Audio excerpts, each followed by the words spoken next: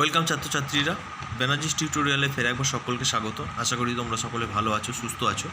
আমরা দশম শ্রেণীর কোষে দেখি 6.1 চক্রবৃদ্ধি সুদের অঙ্কগুলো কোষে দেখাতে শুরু করেছিলাম। প্রথম ভিডিওতে আমি 1 থেকে 5 অবধি অঙ্ক কোষে দেখিয়েছি। আজকে আমরা 6 দাগের অঙ্ক থেকে দেখাতে শুরু করব। তাহলে চলো শুরু করি। 6 দাগের অঙ্ক কি বলেছে দেখো, বলেছে ছন্দাদেবী বার্ষিক 8% চক্রবৃদ্ধি সুদের হারে কিছু টাকা 2 বছরের জন্য ধার করেন। চক্রবৃদ্ধি সুদ 2496 টাকা হলে ছন্দাদেবী কত টাকা ধার করেছিলেন নির্ণয় করি। তাহলে দেখো, ধরি ছন্দাদেবী x টাকা ধার করেছিলেন, বার্ষিক চক্রবৃদ্ধি সুদের হার r = 8%, সময় দেওয়া আছে 2 বছর, আর চক্রবৃদ্ধি সুদটা দেওয়া আছে 2496। তাহলে আমরা ফর্মুলা যেটা শিখেছিলাম সেটা হচ্ছে সমূল চক্রবৃদ্ধি সমান p × 1 + r/100 whole to the power n। এখন x যেহেতু ধরেছি, তাহলে x × 1 + r/100 whole to the power 2 minus তার থেকে আসলটা বাদ দিয়ে দিয়েছি, সেটা সমানই হচ্ছে চক্রবৃদ্ধি সুদ। তাহলে এটা হচ্ছে সমূল চক্রবৃদ্ধি, তার থেকে মাইনাস এক্সটা কমন নিয়ে নিয়েছি বাইরে দিয়ে, এবার যেমন আসে আর কি, ভেতরে 1 + 8/100 হোল টু দি পাওয়ার 2 - 1টা পড়ে আছে। এবার আমরা সিম্পল ক্যালকুলেশন করেছি, 8/100 এটাকে 4 দিয়ে কেটেছি, 4 × 2 = 8, 4 × 25 = 100। তারপর ক্যালকুলেশন করে এগিয়ে নিয়ে গেছি। দেখো এটা হচ্ছে 27/25 তার হোল স্কোয়ার -1, এক্সট্রা বাইরে যথারীতি কমন আছে। এইবার এখানে আমি একটা ট্রিক ইউজ করেছি, a² - b²। এই ফর্মুলাটা কাজে লাগিয়েছি, কারণ 27-এর হোল স্কোয়ার 25-এর হোল স্কোয়ার দুটোই বড়, যদিও 25-এর হোল স্কোয়ারটা আমাদের মনে থাকে। আমি ওই রাস্তায় যাইনি, a + b - b করে নিয়েছি, দিয়ে সিম্পল ক্যালকুলেশন করেছি। ক্যালকুলেশন করে দেখো বেরিয়েছে x = 15,000। অতএব ছন্দাদেবী 15,000 টাকা ধার করেছিলেন। নেক্সট 7 অঙ্ক কী বলেছে দেখো, বলছে বার্ষিক 10% চক্রবৃদ্ধি হার সুদে কোনো আসলে 3 বছরের চক্রবৃদ্ধি সুদ 2648 হবে, তা হিসাব করে লিখি। তাহলে আসল সমান ধরে নিচ্ছি x টাকা, বার্ষিক চক্রবৃদ্ধি সুদের হার আছে 10%, সময় 3 বছর, একই রকম আগের অঙ্কটার মতনই। তাহলে শর্তানুসারে x × 1 + 10/100 হোল টু দি পাওয়ার 3, এটা হচ্ছে সমূল চক্রবৃদ্ধি, তার থেকে -x করেছি, দিয়ে x কমন নিয়েছি, সমানই হচ্ছে 2648 টাকা। এবার ক্যালকুলেশন 10 আর 100 কাটাকুটি করেছি, 1/10 হচ্ছে, দিয়ে দেখো x ইন্টু যেটা এসেছে x × 11/10 তার হোল কিউব -1 সমান হচ্ছে 2648। এবার 10-এর হোল কিউব মানে হচ্ছে 1000, আমরা জানি, আর 11-এর হোল কিউবটা পাশে করে নেবে। ক্যালকুলেশন যেটা আসবে 1331, এই গুণটাও মোটামুটি প্র্যাকটিস করতে করতে দেখবে মনে থেকে যাবে। ক্যালকুলেশন করে আসছে x = কত না 8000। অতএব নির্ণয় আসল সমান হচ্ছে 8000 টাকা।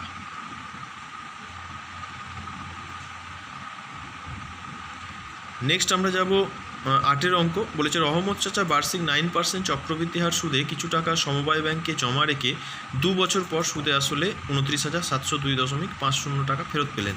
রহমত চাচা কত টাকা সমবায় ব্যাংকে জমা রেখেছিলেন?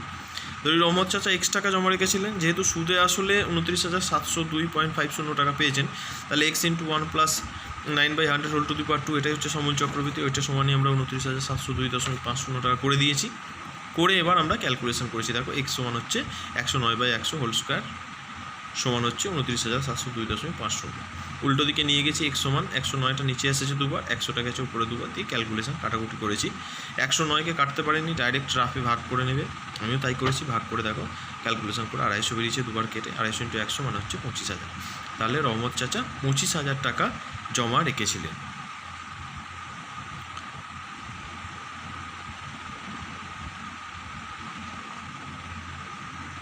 নেক্সট আমরা চলে যাচ্ছি 9-এর অঙ্ক। 9-এর অঙ্ক বলেছে বার্ষিক 8% চক্রবৃদ্ধি হার সুদে কত টাকা 3 বছরের সমূল চক্রবৃদ্ধি 31,492.80 টাকা হবে, তা হিসাব করে লিখি। তাহলে প্রশ্ন হচ্ছে আসলটা, তাহলে আমি ধরে নিয়েছি যে আসলটা হচ্ছে x টাকা। এবার আগের অঙ্কের মতন একই রকম x × 1 + 8/100 হোল টু দি পাওয়ার 3 সমান হচ্ছে 31,492.80। 8 আর 100কে 4 দিয়ে কাটাকুটি করেছি, 2/25 দিয়ে x × 27/25 তার হোল কিউব সমান হচ্ছে 31,492.80। এবার 27-এর হোল কিউব 25-এর হোল কিউব করিনি আমি, সমানের উল্টো দিকে নিয়ে গেছি, 25টা উপরে গেছে, 27টা নিচে গেছে, 3 বার করে লিখে দেখো ক্যালকুলেশন করেছি, কাটাকুটি করে এসেছে 25,000 টাকা। তো আসল হচ্ছে 25,000 টাকা।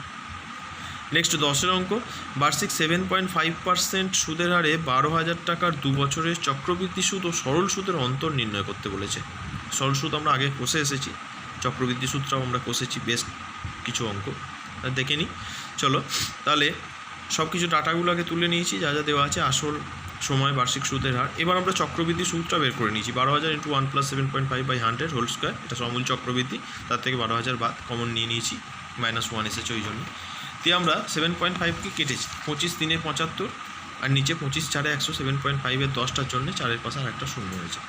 তাহলে আসছে 43/40 তার হোল স্কোয়ার -1। আগে যে দুটো অঙ্ক আগে যেটা করেছিলাম সেই trick, a + b into a - b calculation করেছি, বেরিয়েছে 1867.50 টাকা চক্রবৃদ্ধি সুদ। সরল সুদ PTR/100, এখানেও ক্যালকুলেশন করেছি, সিম্পল ক্যালকুলেশন, বেরিয়েছে দেখো 1800 টাকা। এইবার তাহলে বাদ দিয়ে দিয়েছি চক্রবৃদ্ধি সুদ ও সরল সুদের অন্তর। চক্রবৃদ্ধি সুদ থেকে সরল সুদটা 1800 টাকা বাদ দিয়ে দিয়েছি, বাদ দিয়ে হচ্ছে কত, 67.50 টাকা। এটাই হচ্ছে অ্যান্সার। নেক্সট 11 অঙ্ক, 10,000 টাকার বার্ষিক 5% সুদের হারে 3 বছরের চক্রবৃদ্ধি সুদ এবং সরল সুদের পার্থক্য হিসেব করি। তাহলে একই রকম অঙ্ক, শুধু বছরটা এবার কিন্তু আছে 3 বছর। ঠিক আছে, এই একটা অধ্যায় যেখানে একই অঙ্ক টাইপ বিভিন্নভাবে আছে, শুধু ডাটাগুলো চেঞ্জ আছে। ডাটাগুলো ফার্স্ট আমি তুলে নিয়েছি, দিয়ে চক্রবৃদ্ধি ও সরল সুদের পার্থক্য একবারে করেছি। দেখো আগের অঙ্কটা যেমন একে একে দেখিয়েছি, এবার একসঙ্গে করেছি।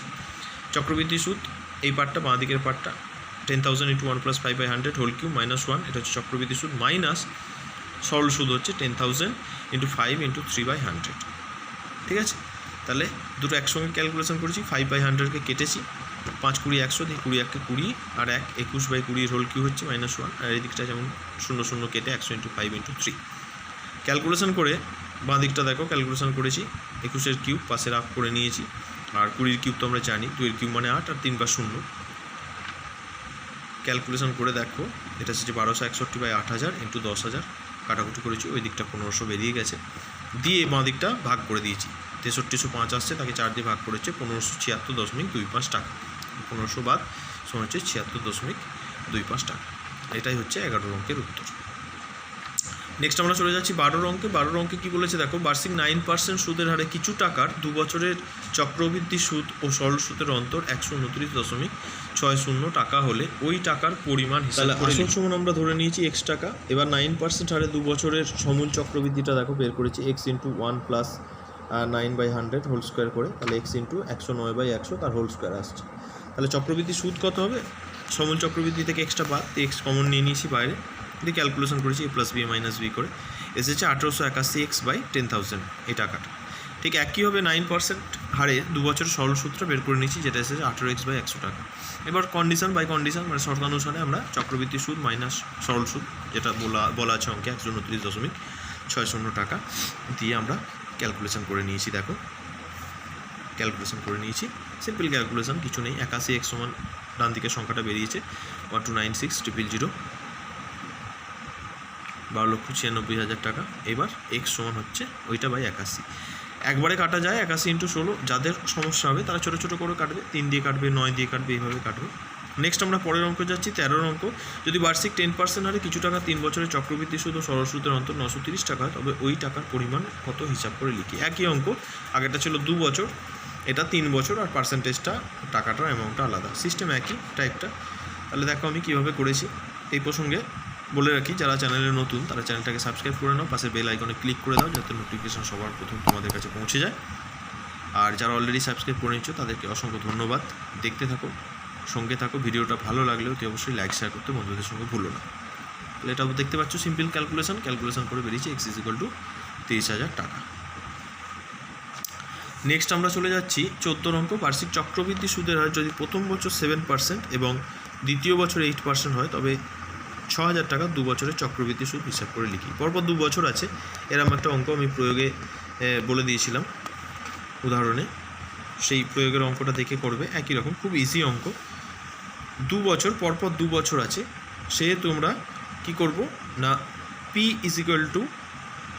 সমূল চক্রবৃদ্ধি সমান হচ্ছে p × 1 + r/100 whole to the power n এর জায়গায় দেখো আমি দুবার লিখেছি 1 + r/100, একবার 7%, দ্বিতীয় বছর 8% বলে 1 + 8/100 দিয়ে ক্যালকুলেশন করেছি। 100 দুটো আর নিচের আর একটা 3টে কেটে গেছে, গুণ করে দিয়েছি, রাফে গুণটা করে নেবে। 69,336/10 10 আছে যেহেতু 1 দশমিক পিছিয়ে গেছে, 6933.6 6,933.60 টাকা। তাহলে চক্রবৃদ্ধি সুদটা কত, ওর থেকে আমরা আসলটা বাদ দিয়ে দিয়েছি 6,000 টাকা, বেরিয়েছে 933.60 6 টাকা। নেক্সট 15 অঙ্ক, বার্ষিক চক্রবৃদ্ধি সুদের হার যদি প্রথম বছর 5% এবং দ্বিতীয় বছর 6% হয় তবে 5,000 টাকা 2 বছরের চক্রবৃদ্ধি সুদ নির্ণয় করি। একই অঙ্ক, আবারও সেই 14 অঙ্কের মতনই, ডাটাগুলো আলাদা আলাদা, ঠিক একই রকমভাবে দেখো আমি করেছি। সমূল চক্রবৃদ্ধি সমান 5,000 × 1 প্লাস একবার 5/100 একবার 6/100 দিয়ে ক্যালকুলেশন করে আসছে 5,565 টাকা। এরপর ওর থেকে আসলটা বাদ দিয়ে দিয়েছি, বেরোচ্ছে 565 টাকা। আজকে এই অবধি রইল। 15 থেকে অঙ্ক অবধি কষে দিলাম। 16 অঙ্ক থেকে পরবর্তী ভিডিও বাকিটা আমি চেষ্টা করবো শেষ করে দেওয়ার। তোমরা দেখতে থাকো, বাড়িতে প্র্যাকটিস করতে থাকো। কোনো রকম সমস্যা হলে অতি অবশ্যই তোমরা কমেন্টে জানিও। ভালো থেকো, সুস্থ থেকো, চ্যানেলটাকে সাবস্ক্রাইব করে নাও, পাশে বেল আইকনে ক্লিক করে দাও যাতে নোটিফিকেশন সবার প্রথম তোমাদের কাছে পৌঁছে যায়, এবং ভিডিওটাকে বেশি বেশি করে শেয়ার লাইক করতে ভুলবে না। ধন্যবাদ।